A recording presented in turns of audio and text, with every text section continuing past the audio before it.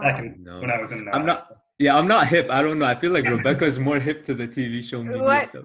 I I'm don't know anything.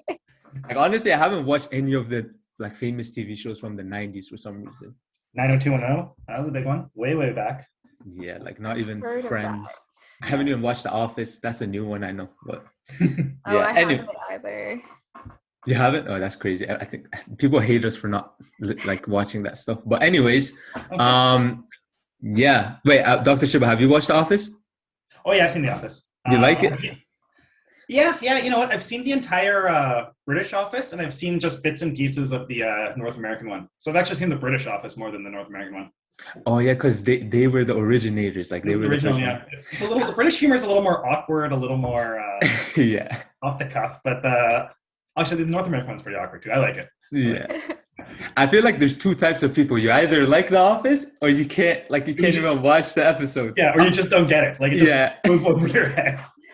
My sister's watched it like at least 10 times. Like one episode, she's watched it at least 10 times. Like I don't know how. I don't know why she likes it so much. I can't even do that to a show that I like. Yeah, that's crazy. It's the kind of show. It's the kind of show I could just turn on and watch and not even think about it in the background.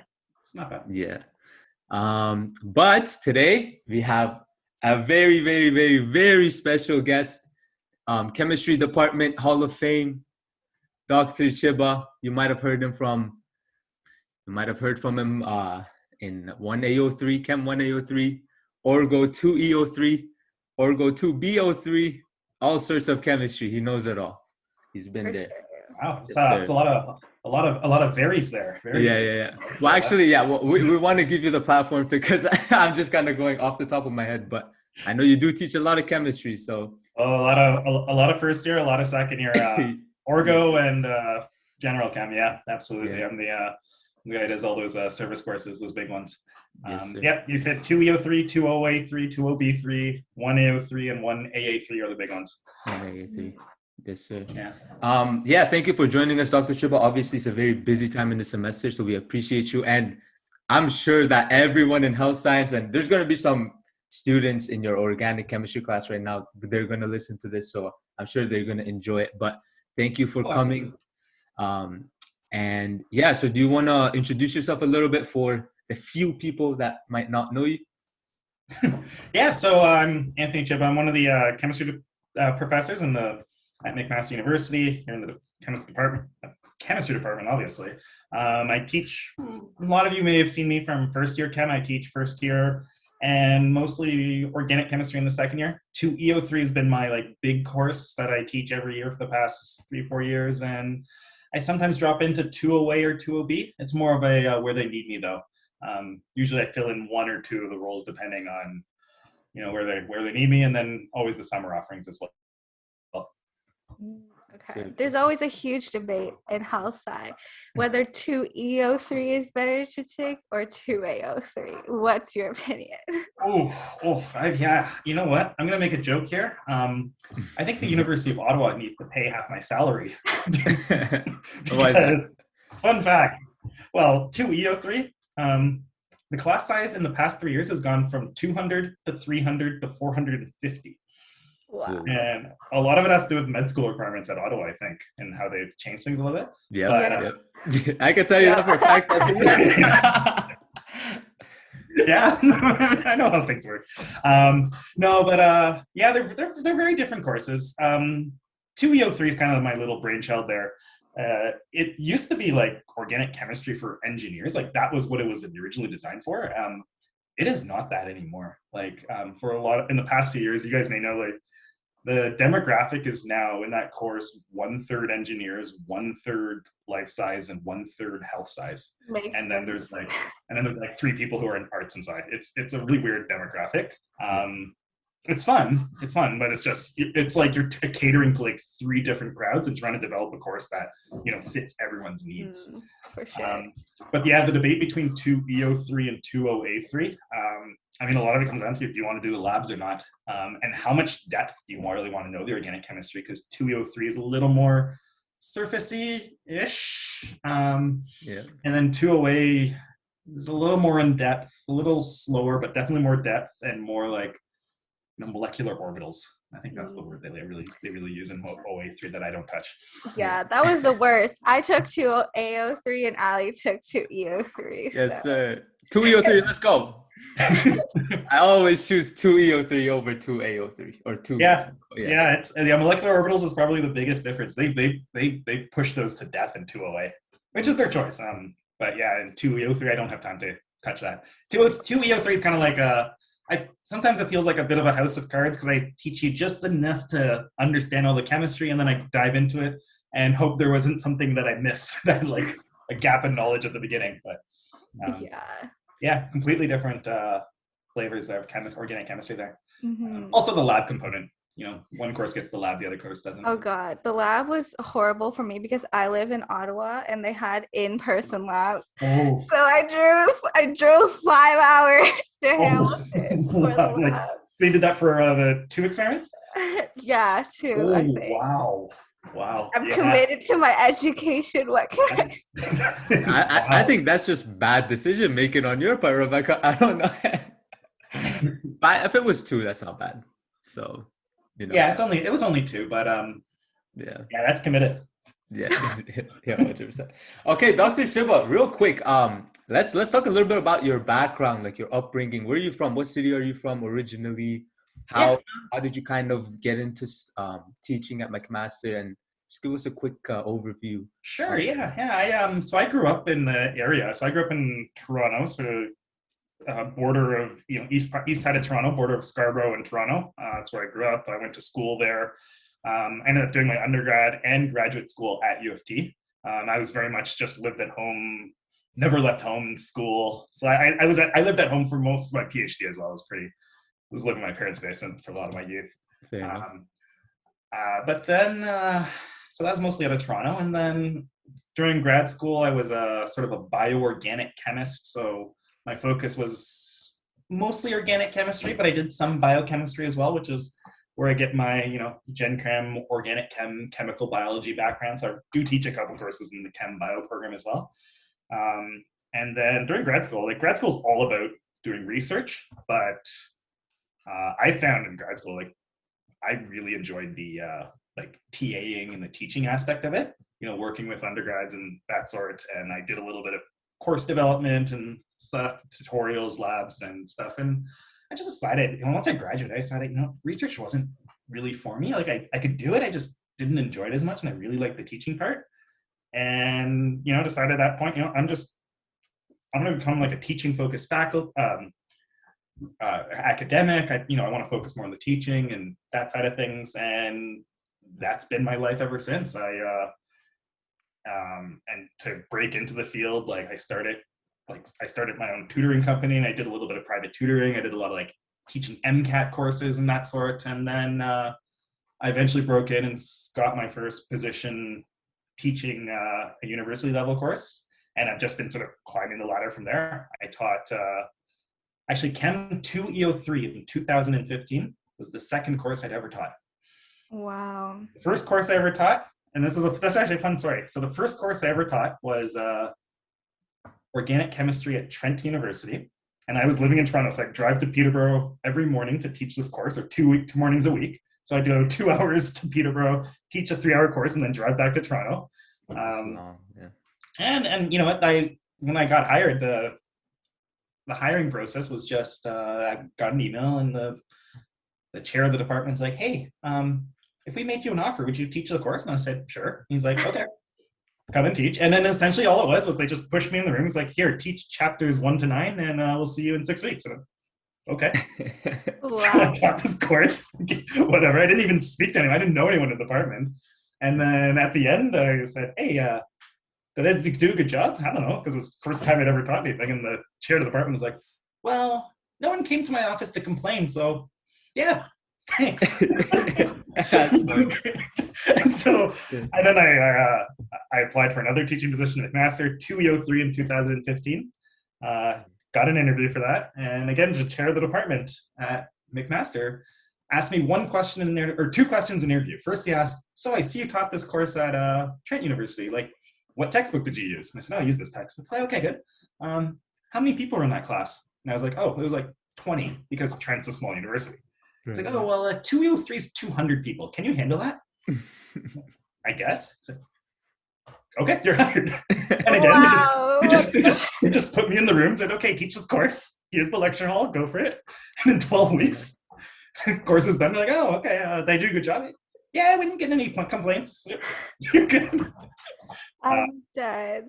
But then after that, I got a more full-time position, and so those are like single course contracts, which is how the teaching starts. And then from there, I went into like full-time. I taught at Trent University for 2 years as a full-time faculty, and then I came over to McMaster University, and this is my third year here. So a little bit of jumping on either side of Toronto there, but I lived 2 years in Peterborough and now 3 years here. Wow. It's only your third year here. Yeah. So when you guys had me in one AA3, that was year one. So that was my first year teaching at McMaster. I was going to bring that up because I remember something about Dr. Chiba was a new teacher in town, a new professor, new chemistry professor. And I remember that. Yeah, it was, and there's a little aspect of musical chairs sometimes when you got like certain faculty members moving around universities a little bit. And so I came in and replaced, who did I replace? I think I replaced Dr. Chen, who had moved to Ryerson. There was a little bit of musical chairs around, or maybe there was someone else. But I was brand new that year, and it was they threw me straight into MDCL, which is the most awkward room to teach in. Like I had no idea how this room worked when I started in there. Right. Wait, just to refresh my mind, that's the big lecture hall in the first floor, right? The famous that big one with the the two screens on either side, which are pretty much on the ceiling. Yeah, it was a weird room. That was So what I learned from this is professors are just as clueless as the first years. Sometimes. Well, it depends on in what. It was my first teaching gig. Like I knew what I was teaching, and I knew how to teach. It was just the idea of just go in this room, do your job, and new environment. Wait, did you ever want to actually teach at McMaster specifically, or no? It was just like, oh, they teach the courses that I'm interested in. It looks like they need a professor there, and then you just went there, or no? You had experience with I've been to McMaster. I know people that went there. I know how stuff works. I wish I could tell you that I was I've always wanted to go to McMaster, but no. The truth is, fair enough. Particularly in the academic field, because the positions that are available are kind of few and far between. There's not a ton of positions that are available, so you kind of have to be able to travel around and take the positions as they come. Right. But that being said, when I was working at Trent, which is a little further away from Toronto, and it's a smaller university. And McMaster is a little bigger, which was partly why I wanted to come to McMaster. It was a little bigger. It was it's a higher quality university, and I'm trying to throw Trent under. New experience, new environment. Closer to Toronto. And those were the big ones. But it was more the position had opened up at McMaster, so I jumped on it. Fair enough. Great. And they made me a competitive offer, so I wasn't thinking about that either. So can't turn that down, No, they know how to negotiate. We'll just. So you said Chem EO3 is filled with all sorts of different faculties, like health sci, life sci, engineering, a little bit of our sci sprinkled in there. Yeah. Which faculty do you like to teach the most? Oh, I can't say that. Why does every professor say that? Yeah. This is getting in trouble. No, it's gonna affect the teacher. Yeah, I know. I can't say which faculty. Okay. But what about? Can you tell which faculty a student is in? I can one-on-one it's a little tricky, but definitely groups of students I can tell which faculty they're from. It's actually easier to figure it out when teaching online than it was in person. In person, I know certain groups sit in certain spots in the room, and that's that. Yeah. And you can spot the engineers because they all have their jackets. The engineers. Engineers are easy. First day one, they're all in their overalls. I'm okay, there's the engineers. But No, online there's like with MS Teams and like all the different groups that I had set up, and like you could see the students who were interacting. Like I could hide a little more vibe of like which groups students were in. Like I think I found in 2EO3 like the health science students were the most vocal in the teams by a long shot. And a lot of the students who I knew were the engineers. I don't think they said a word. I don't think they ever said a word in the MS teams, to be honest. But the engineers in 2EO3 are very historically, the course used to be like, if you didn't do any of the tests, your exam would be worth 100% of your grade. That's what it used to be. And like, there'd be like 10 engineers who would just go for that. Like they wouldn't show up the entire year and then just walk into the exam and hope to pass the course. You're kidding. It was a thing, yeah. No. Yeah. I had one student once. I had two students do that one year. One of them got a 28 on the exam. Not good. 28 out of 30 or like 28%? Percent. Oh, okay. I was want to give the benefit of the doubt, but yeah. And someone else got 97, and that was their like final grade in the course. Oh, what the? Crazy. It could be done. It was just like, it's your choice to risk that. Yeah. Would you recommend that method, or he would recommend take it? No. Show up and write all the tests, because if you do better on the exam, you get the weight will transfer anyways. So there's no harm in doing all the work. But yeah, there are a couple who've tried it.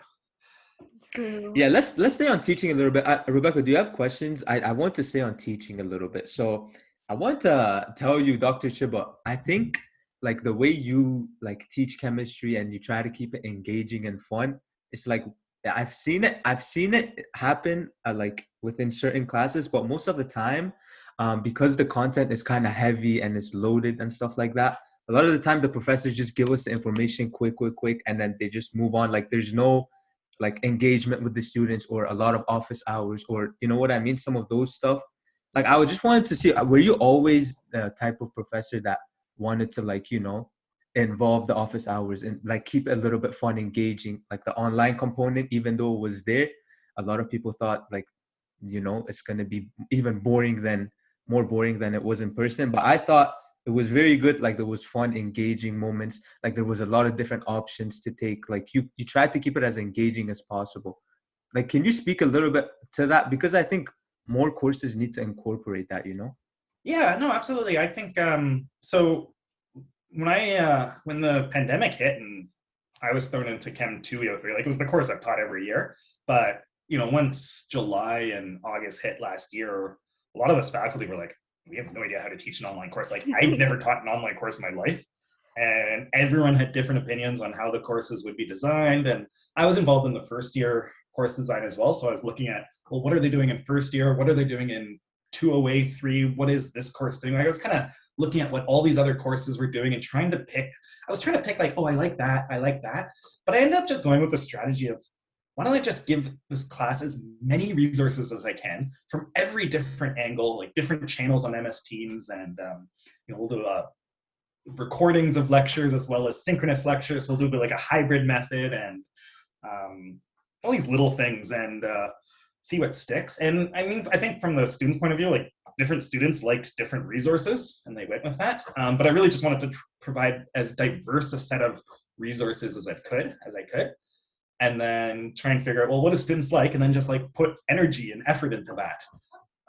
So that was really my strategy. But I'm just an engaging person in general. And I felt like, look, if I can get students talking, if I can get students asking questions, then at least they're thinking about chemistry. And that's really the point of it. Like I want students to watch the module and think about it, not just watch the module, walk away and never think about it again. But I try and push them a little bit. I think for engagement with a course like organic chemistry, absolutely, it's a heavy topic. And from my perspective, so organic chemistry is traditionally what they call a service course, in a sense that most of the students, like 98% of students who take organic chemistry, it's the last chemistry course they'll ever take. Like I'm under no disillusions that, and with 2EO3, for example, I know no one in that class is ever taking another chemistry course again. Like it's literally a dead end in terms of. It's a fair assumption, yeah. Oh, it's literally a dead end in terms of like prerequisites. Yeah. And so I just keep that in mind when I teach. Like, I don't want to teach something and say, oh yeah, you'll learn about this more. This is really interesting. Because I'm like, well, I mean, it's like, or, you know, like, oh, you know, if you go further, you'll learn this. I don't want to say those things because I know it's not going to happen. But I do want to at least give context of what you're learning in this course to other fields that, you know, you may be in, just so that you don't see this information as like, oh, this is just a useless dead end that I just have to take. And once I get over this hump, I'll never think about it again. Right. So that's why I try to make the connections, make the engagement, because I know it's the kind of course that, you know, people just want to get through and never think about again. And I see that as a challenge. Like, no, you're going to get through this course and you're going to remember something at the end. You know, you're gonna go have some coffee with a friend 5 years from now and tell them something you learned from this course, and then I win because I taught you something that you remembered 5 years from now. So that's how I think about it, and organic chemistry in general. And so when I'm teaching, so that's sort of my aspect. And then even with a course like 2E03, the challenge is the diversity of the class. You do have the engineers, the life science, the health science, all from, you know, different backgrounds and also different destinations moving forward. So I try and appeal to all three, but you know, I do my best. That's how I think about it.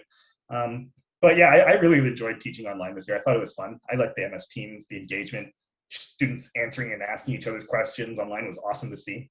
I think it was a little slow at first, and then it picked up, and then, you know, during test time it was a little crazy, but Yeah, it's awesome when you see like someone ask a question and someone else answer it, and then you see people starting to just answer each other's questions. I'm like, this is the best part of it. Like, I mean, not only are students answering each other's questions, so I don't have to do any work, but it's a way of learning, right?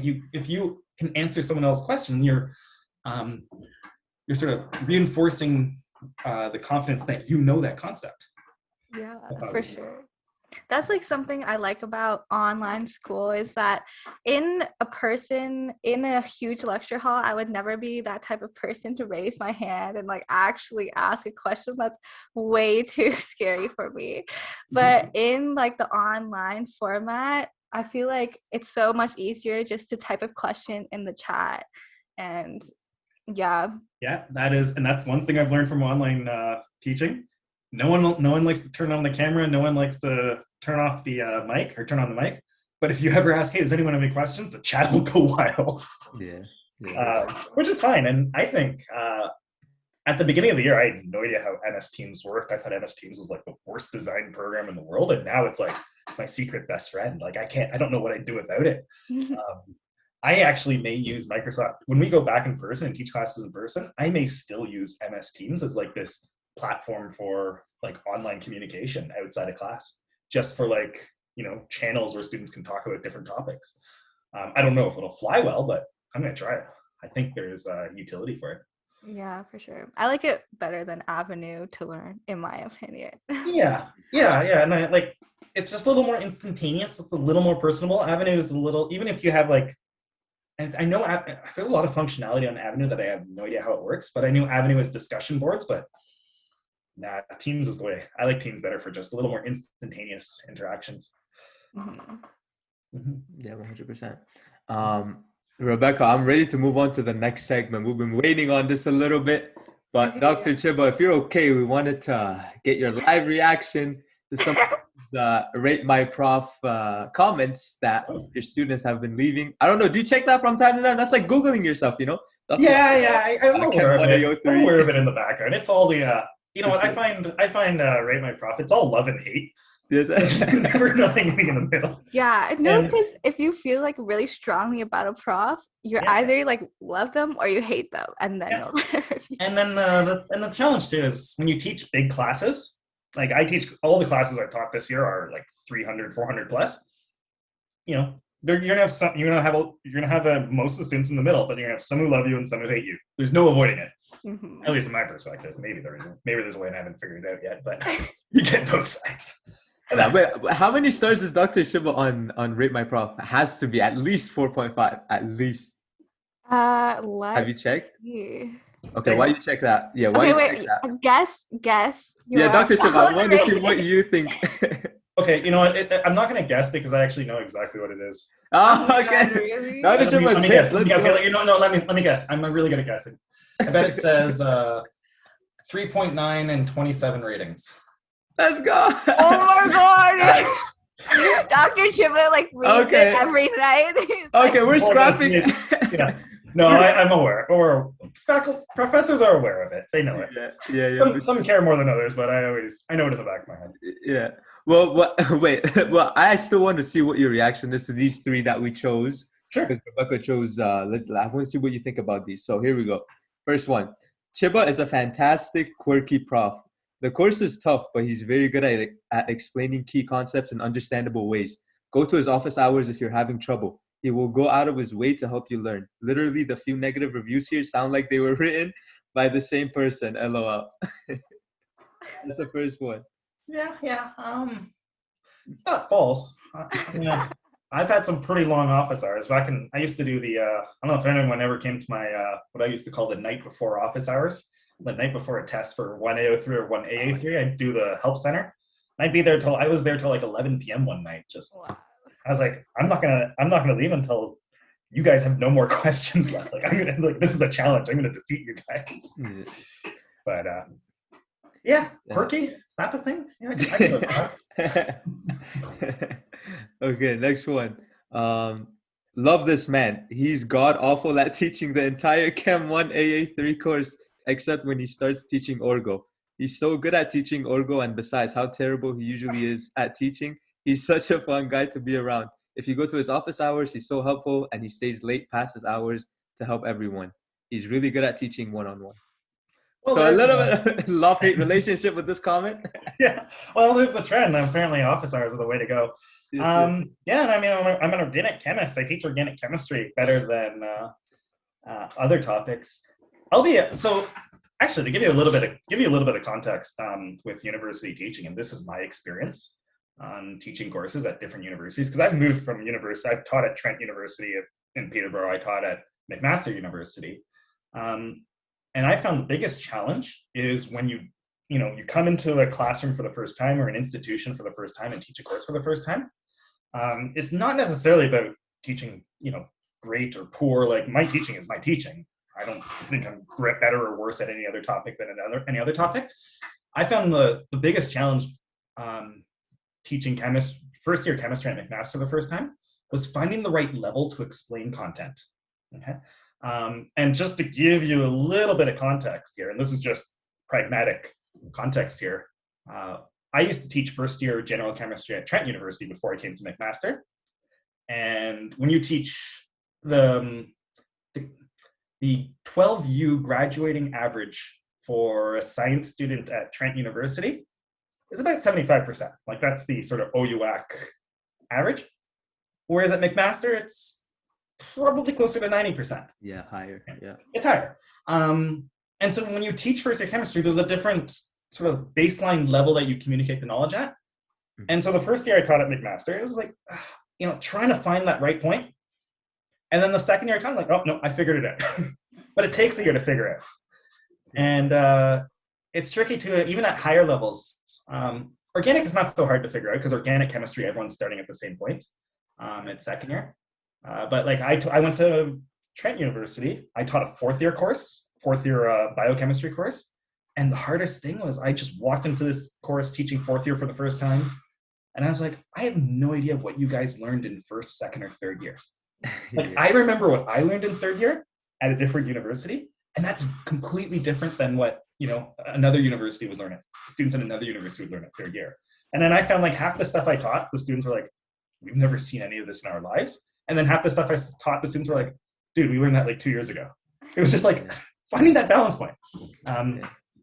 So I think I'm pretty sure those comments came from my first year teaching at Mac, and that was my experience teaching at Mac, just trying to find the right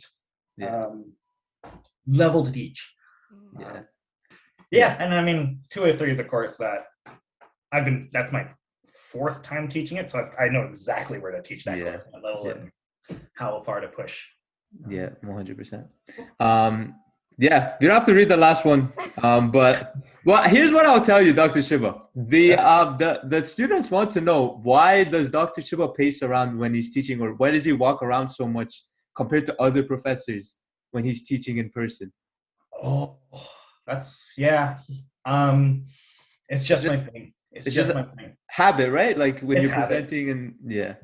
Yeah. It's one of those things. It's if you ever see me on the phone, Mm. I don't stand still when I'm on the phone either. If my Okay. phone rang and I started talking, you'd see me doing walking circles in this room, or just walk laps around my apartment. Like it's a thing I do. Yeah, force a habit. I didn't even know when I first started teaching. I didn't even know it was a thing until the first course I taught, and I realized I just walk around everywhere. Like I had no idea what was going to happen until I started teaching. And I remember the very first time I taught Chem 2 EO3 in 2005. I was put in this room. There was 200 students in the class. I never taught a class over 20. It's scary when you have a room of 220 students and you got to teach this class for 12 weeks.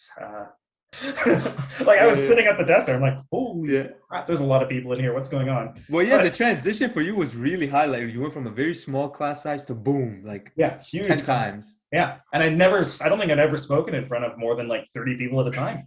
Yeah. So that was an eye-opening experience. But to be honest, I remember like looking at the clocks, like, okay, 12:18 or 12 or like 12:28, 12:29, 12:30 hit. Okay, class starts. I start talking, and then suddenly I just forget where I am. And then by the time it's the end of class, I'm like, okay, I just spoke for 50 minutes. Class is over, and I've been pacing for an hour, and I had no idea. Like it was just like I went from like fear, like, oh God, what am I doing, to just 50 minutes passed, and I've been pacing the entire time, and I had no idea that I taught that lecture. So like you just blacked out. You just blacked out the entire time. Yeah. Like I just went an automatic. Like the teaching is just automatic, but the pacing is it just comes with it. But I did learn the first year when I taught at Mac, the MDCL. I do like the pacing, like it's my thing. I think it keeps students a little awake, but I did have to restrain myself a little bit because MDCL was so big. Like sometimes I walk up the stairs, I'm like, no, too far. Got to pull yourself back to the center. At times I was like, when Dr. Chiba was about to exit at the door in the back because you went all the way up. And yeah. After a while, I had to like pull myself back a little bit. Yeah. No, but I get it though. I get it. Like you're immersed, like when you're talking and you're trying. And by the way, there's so much information that sometimes you try to jam into one like lecture, and it's hard. Like you have to keep on going without like having a sense of what the time is and making sure all the information is taught. So I get it. Do you like teaching your smaller classes with 20 people more, or bigger classes with like 300 people more? Oh, they are. You know what? I like both. They're completely different beasts. So my PhD supervisor, the very first time I taught a course, the advice he gave me, and this is going to sound completely, a little probably out of left field, but there's a lot of truth to it. Like when you're teaching a class of 20, 30, 40, you're a teacher. And then he said, once the class size gets beyond about 80 students, you're no longer a teacher, you're an entertainer. Your job is no longer to make sure everyone understands the information. Your job is now to keep everyone awake and engaged. Because you kind of transition from like even with 20, 30 students, there's a little more of a one-on-one aspect to it, to like a big class. Then it's like, it's a little more like communicating knowledge to a large subset of students and hoping that the maximum number of students understand that information, because you don't really have the capacity to make sure that, the one student isn't falling behind. You can't keep track of each individual student. So they're very different beasts. And I have a different teaching style for like a 20-person class versus a 300-person class. But it's a different thought process going in, I would say. I don't know what I enjoy more. I do teach more big classes here at McMaster, but that's more just based on my role here. Generally, my role at McMaster, they tell me the courses to teach, and I teach it. Like it's an assignment. Actually, it's like that at any university. But when I applied for the job, I knew this is what the assignment was for this particular role. I see. Do you prefer students call you Dr. Chiba? Because I know a lot of professors in health sci, we just call them by their first name. Yeah, first name is fine with me. I don't push it either way. Like I kind of say day one, like, call me whatever you want, Dr. Chiba, Anthony, Guy, just point at me, that's fine. Like Like, I don't care, but yeah, it doesn't. Either anything's fine. Whatever students are comfortable with. I get a lot. Actually, you know what I get a lot of? Because my email address is Chiba A, because Anthony Chiba. Mhm. A lot of students will be like, "Hello, Dr. Chiba." With that's not an easy first initial. Okay. I get a lot of those emails. Hello, funny. Dr. Chiba. Yeah. They add the A at the end because it's my email address. I'm dead. That's Yeah, hilarious. That's funny. No, first name is fine. And I think just as a rule of thumb with any faculty member, this is how I treat things anyways. If you send a faculty member an email and you say, oh, you start your email with Dr. whatever, and if the professor or faculty member replies to their email with their first name, that is them telling you a first name basis is completely allowed. No, I didn't know that. Okay. That is so that if you email a professor and say, oh, hello, Dr. Chibba, and I reply, yeah, no, not a problem, and then I sign off as Anthony, that is my permission to do. Just call me Anthony. It's casual, and that's generally how professors communicate. Okay, that's Fair great. enough. This one time I had a high school prof and they would deduct points if we ever called him anything than Mr. Blank. It was so scary. Yeah, I could set a tone there. Rapid fire questions. You ready, Dr. Chiba? Let's hear it. Okay, let's go. First one. If you were not a professor, what would you be doing as a career? Oh, jeez, yikes! I've been a professor for so long, I don't even know. I'd probably be a researcher of some sort, pharmaceutical research. Not a world traveler, photographer, Oh, a dancer. Is that the answer? Was that the right answer? Nah, there's no right answers. Like, No, from a profession, I'd probably be more researcher.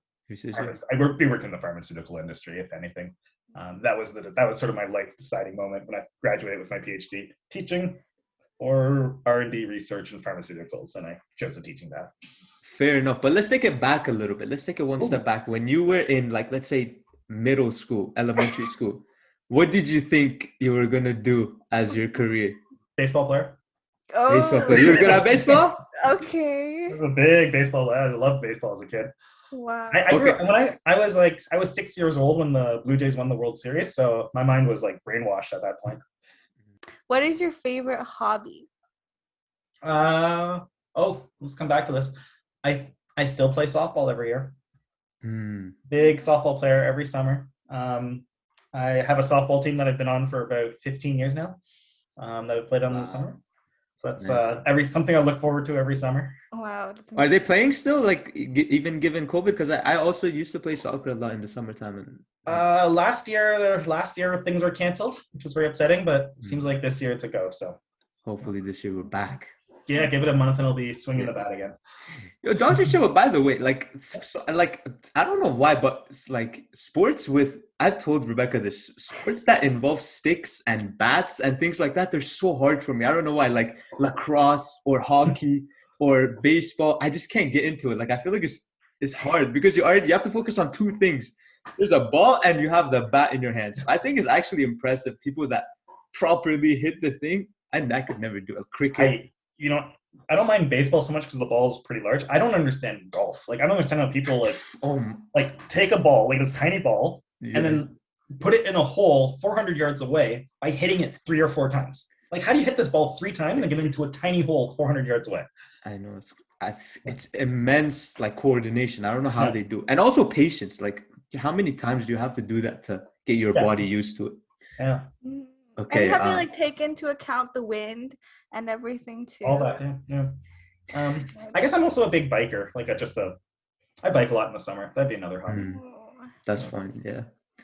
Yeah. Hopefully we get back into that. There's a lot of trails in Hamilton too, so it's a good place for biking. Yeah. I got a lot of it last year. Last summer was a big biking season, just because everything else was shut down. But not much to do. Yeah. Okay. Favorite movie and TV show. Oh, favorite movie. Why do I always forget about this? Yeah, whenever someone puts me on the spot, I can never think about it. Uh, Favorite movie is hard though. I'll give it oh, to you. Favorite movie is okay, so hard to no, choose. I know what it is. I know what it is. I'm probably going to embarrass myself. What is it? It's a classic movie. Star Trek 2. Star Trek. I actually haven't watched any of the Me Star Treks. neither. Oh, Got to get into it. I'm a big Trekkie person. Star Trek 2, The Wrath of Khan. It's my classic go-to movie. Okay. William Shatner. I was a big Trekkie when I was a big Star Trek nerd when I was a kid. Right. TV show-wise, I don't know. TV shows are kind of like, I just get into shows. I'm a binge watcher, so I'll watch a show from beginning to end, and then I'll forget about it, and suddenly it's a new show. So I don't know what my favorite is, but I could probably tell you some shows I've most recently watched. Schitt's Creek, that was awesome. I've heard of that one. Yeah, Haven't that's watched. a really good show. I love that one. That one was recent. Before that, I don't want to embarrass myself. No, it's a TV show? Yeah, ever watch Letterkenny? No, What's it what is about? that? No, just don't watch it and just delete that. No, now I want to search it up. What is No, I'm kidding. It's Letterkenny. Letterkenny. It's Is it like an older show? No, it's more recent. But it's kind of like Canadians who live in farmland. It's very I can't even describe it. It's one of these shows where like you either love it or you just don't get it. So it's like The Office, right? It just either goes completely over your head. You're like, what am I watching? Or you really don't. Okay, fair It's enough. okay. I watch weird shows too. I love watching 16 and Pregnant, those TLC shows. Oh yeah. I mean, I was all over all the Marvel shows, all the Marvel movies past 10 years. Yeah. And then once the newest Avengers came out, the newest Avengers. Endgame, what, right? The Endgame? Endgame. Endgame. I've hit just complete I don't know, I just can't watch a Marvel movie after that. I'm just Wait, tired. how come? How come? I thought it was a good movie. It was awesome. It was great. Like the lead up from the original Marvel movies, like the original Captain America, the original Iron Man, the original Thor, all the way to Endgame was just an amazing arc. And now I'm just facing Marvel fatigue. I'm I just need a few years to absorb it all. Yeah. I mean, they took the whole last year off and they knew the gravity. People were really attached to that stuff. I don't know if you realized, and you know what? I think that was intentional. I think I don't think I'm the only one who suffered from fatigue, and they're just we just need to 100%. And I mean, I don't know if you know, but they have new TV shows. There was one that they did with WandaVision, and then now they're doing a new one. I'm following it. I'm still in it, it's no, I used to make the joke back when the Marvel movies were in theater. I go to theaters and watch every one of those Marvel movies when it came out. New Thor, new Avengers, whatever. I went to the theater. I made a joke whenever there was a new Marvel what's the word? Release? A trailer. Whenever there's a new trailer. Marvel trailer, I'm in the theater. I'm just gonna throw my wallet at the screen because I see a trailer for a Marvel movie. Just take my money. Yeah, I'll watch it. Why don't I just, at that point, I was like, why don't I just give Disney my credit card number and let them bill me whenever a new movie comes out? And then now you can with Disney Plus. Never mind. True. They made that dream come true. Exactly. Okay, so what is something interesting that no student knows about you? No, none of that. Phobias. Oh, okay. Here, I do have a phobia. Yeah, this is gonna like this. Okay. Random phobia. Popsicle sticks. Cannot touch them. Whoa, we need an explanation. No, they just give me I just shiver and get I see someone touching a popsicle stick, and I just have to look away. Really? It gives you the goosebumps. If I see someone eating a popsicle, I just freak out. If you want to get on my nerves, come to my lecture and just have eat a popsicle. I'm gonna lose it. I'm gonna have to walk out of the room. I'm dead. Next year, if you guys don't want class, all of us just bring popsicles. Just bring popsicle sticks, throw them at me. I have a nightmare. That's crazy. You know why? I don't know what it is. I have no idea why. And it's weird too because I said this to my family once, and then my uncle has the same thing. I'm like, is it genetic? Is that even possible? A genetic phobia? I'm not a genetic. The last time I took genetics in undergrad, but that was 15 years ago. I'm not an expert in it. Yeah, I don't know. And it's just, popsicle sticks. And then even those sticks that you use to stir coffee, I have to if I What have to stir about my like coffee and they only have those wooden sticks, I like hold my breath, close my eyes, and like just scrunch and then throw it out. really? Yeah. What about like branches? Tree No, branches. tree branches, wood, lumber, no fear. It's just the actual like the thin popsicle stick. Just What about toothpicks? Toothpicks. toothpicks are fine. It's weird. It's just the flat, large that surface area. That's crazy. Ali, let's do our thesis on that. Yeah, we got a thesis coming No, up. Maybe we'll and I go don't know for what it that. is about it, but the thing is, no, and I just remember like remember when you go to a doctor and they put the popsicle stick on your mouth? Yes, I do And that remember memory that. that I get, that also just gives me the awful vibes.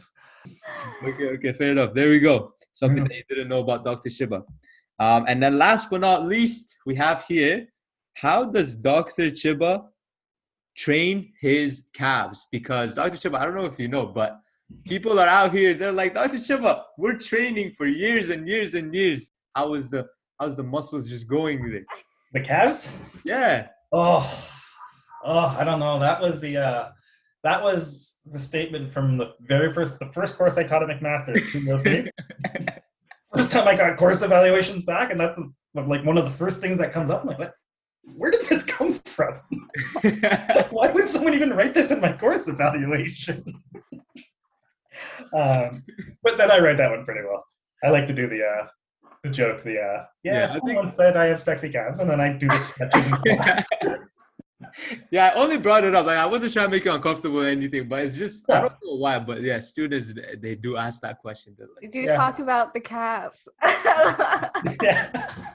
but yeah, that's No. just the students having fun, though. Like, they're just joking around. Oh, absolutely. Yeah, and as student evaluations, I love them. They're awesome. You get all the opinions. You get the good opinions, the bad opinions, the funny stuff. There is some gold in there. I've talked to other profs too, and like sometimes we just joke about the most random evaluations we get. Yeah. You just reminded me, you do have an Instagram account, and I've seen you're very fond of the memes, you posting stuff, it's Oh good. yeah, I'm aware. I know what's going on in the real world sometimes. Yeah.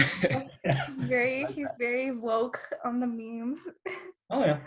Yes. You see, I think I got a meme right here. Oh, there you go. Bernie Sanders. Ready? That's the one. That one broke the McMaster confession pages. Did it really? Oh, I didn't Yeah, even. people were posting that. Or no, where was it? Maybe Reddit. I don't know. I saw it somewhere. Yeah. But yeah. Do you mind if students follow you on Instagram or your other social platforms? No, it's fine. Instagram. Well, yeah, no, my Instagram is pretty much a public institutional account, anyways. Yeah, fair enough. Oh, that's fine. I know. I thought it was at the first. I was like, oh wow, random people are following me. And now it's just like, okay, now it's mostly. And that's cool. But no, that's fine. Generally, what my rule is, if you want to follow me on Instagram, go for it. I don't care. That's great. Just don't like send me messages on Instagram being like, hey, can you give me an upgrade on my mark? Like I'm Yeah. Have people done that? Have people? No. What? No, I've had someone message me on Instagram being like, that the test average is way too low. I'm gonna unfollow you if you don't curve the average. Like this whole rant, and I'm like, I'm just gonna block you there. You're not following me anymore. Like I don't have time for this. Like if you have these opinions on the course, like send me an email. Don't complain on Instagram and threaten to unfollow me if I don't hit the average. Yeah. Wrong platform. Yeah. This is an Avenue matter, not an Instagram DM matter. Yeah. That's hilarious. Oh, that's funny. No, but yeah, just as long as people know there are appropriate avenues of communication for different types of communication.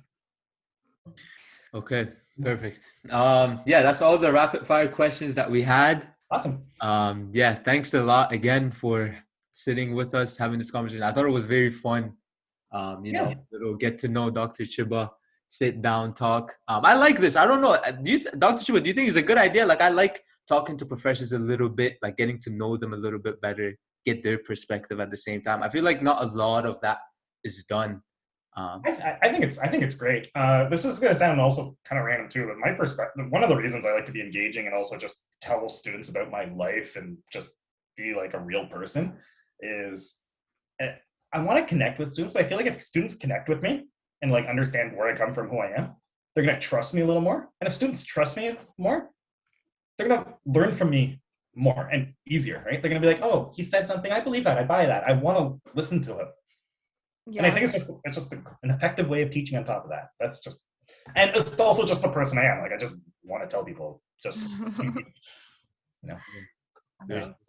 Okay. Okay. And with that being said, thank you everyone for chiba Happy Monday. Dr. Chiba, before we leave, any final remarks, anything you want to tell your 2 EO3 students? Are they doing good? They're doing bad? You know, how's the test marks look? Oh, the 2E or the 2OB? I mean, both. I mean, okay. You know, you can maybe compare them even. Oh, 2E. Guys, you need to step it up. You know? 2E and 2OB. I mean, anyone in 2OB chose not to take me in 2E, so two completely different crowds. No, they're both great classes. The 2E group this year was great online, and I think we adjusted to online. The class adjusted online great, and the 2OB crowd is also awesome too. It's funny too because 2OB we had do you remember in 2EO3 when we had the exam didn't deliver at exactly 6:55 and everyone yeah I remember that. Biggest heart attack of my life. I'm sitting here, I'm like, why can't anyone see the test? Like, I've never gotten more notifications in a single minute than I did at that moment. And I'm lucky I figured it out within 2 minutes. We had that issue in 2OB, except it took us 20 minutes to figure out why the test wasn't delivered. They're freaking out, I can imagine. Actually, it's funny. They freaked out. Everyone freaked out for about 2 minutes, and then everyone's like, okay, you know what? We get it. They'll figure it out. The test will come.